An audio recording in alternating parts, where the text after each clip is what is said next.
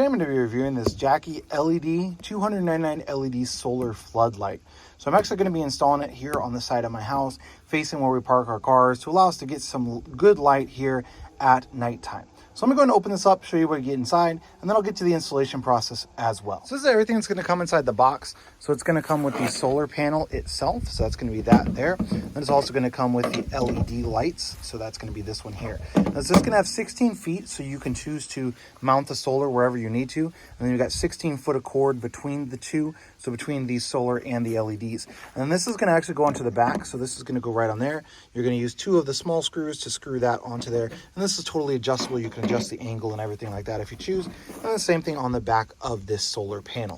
So what I'm going to do is I'm going to go ahead and screw on and attach those before I climb up on the ladder and get this attached to the house. So what I found is the easiest way to do this is to actually take this mount off of this after screwing it in. So obviously I'm going to connect these little screws on here because I don't want to have to try and do that when it's up in the air.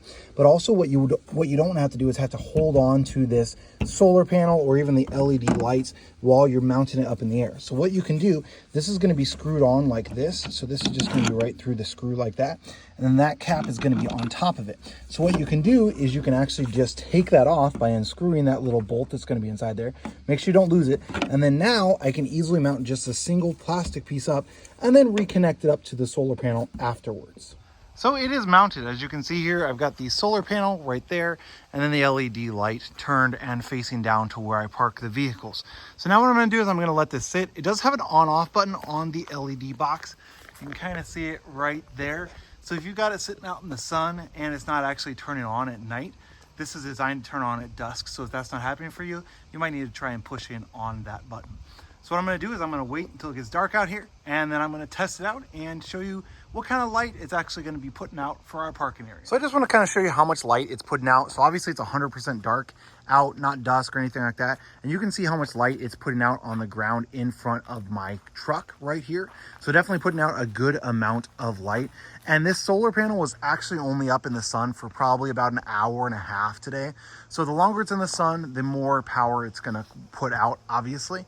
So how this specific one is going to work is it's going to come on at dusk, so when it starts to get dark, and then it's going to stay on until the battery is drained. So it'll slowly get dimmer and dimmer.